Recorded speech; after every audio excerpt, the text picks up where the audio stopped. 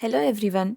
In this video, we are going to discuss about how to map heat losses from flux solution to the flow solution in SimLab. The mapping of Joule losses from a magnetic solution is essential step to study the thermal behavior of the given system. Let us consider a simple solid conductor as shown with a magnetic AC solution. This solid conductor is already meshed and defined as a passive solid conductor. It is surrounded by a non-meshed coil. The non-meshed coil is supplied with a definite current and the circuit is defined as follows. Before we solve this project, the solver settings to be adjusted. For this, right-click on the settings, choose Result Request, scroll down to find Advanced Results. Here, we are going to enable the Joule losses. So this option is essential to export losses from the magnetic AC solution to the flow solution. In case of transient magnetic solution, one need to enter the value of minimum and maximum computation step. Since this is simple example of a solid conductor, the only loss component that produce heat will be Joule losses. In case of other applications, we need to choose iron losses from advanced option in result request. Now, once the settings are done, we can finally solve the magnetic AC solution.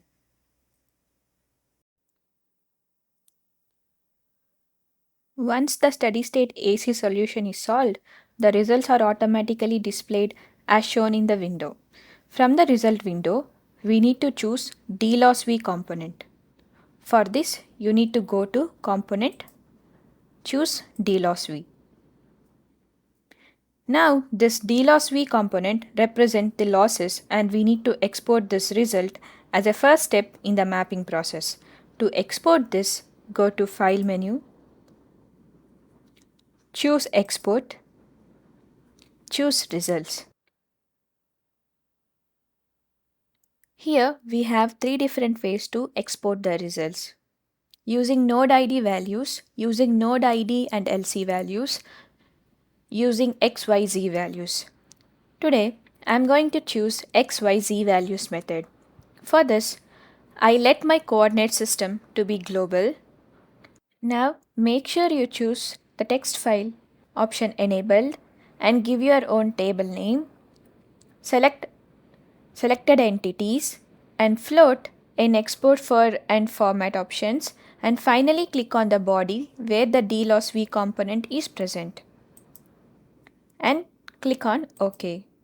Now give a file name for the text file and click on Save button. Thus we have exported losses to a text file. Next step will be to create a flow solution. For this, go to Assembly browser, choose Solid Conductor Body, right-click on it, select Duplicate, and New Model. So this option creates a new body under a different model. Just rename this as Thermal Model for our differentiation. Similarly, rename the body.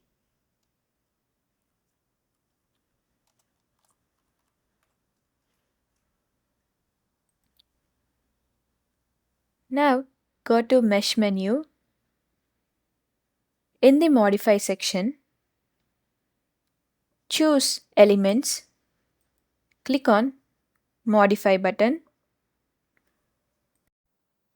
Now select the new body, choose Higher to Lower and click on OK. The element conversion from higher to lower is important because the flow solution only allows meshed body with lower order elements. The next step will be to create flow solution and select this body inside the flow solution. and click on OK. Flow solution is used to analyze general fluid flow problems that is used in wide variety of applications and industries. A variety of physics is supported including different turbulence models, heat transfer, radiation models, multi-phase and moving bodies. In today's video, we take advantage of flow solution ability to solve the heat transfer systems with use of AccuSolve solver. Now comes the last step in the mapping. For this, go to Analysis menu, choose Tools, choose Mapping, and select Data Table. Click on Import button and choose the text file of DLOSV we previously exported. In the Output Map to Bodies and Faces option, make sure you choose Newly Created Solid Conductor from Assembly Browser. Click on Map Data button.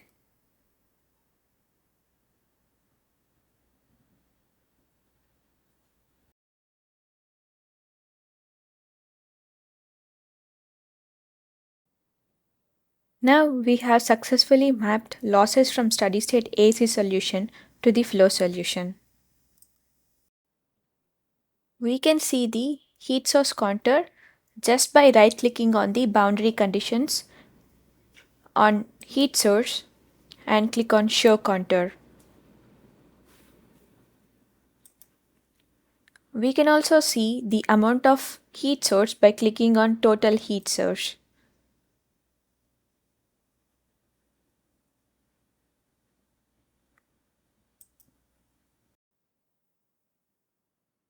In this way, we can map all the losses that will be responsible for heat generation, and therefore we can analyze the thermal behavior of the system.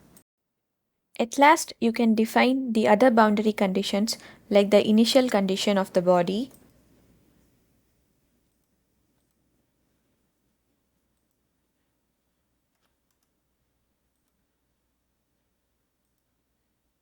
and the convection coefficient of the body, and finally solve the project.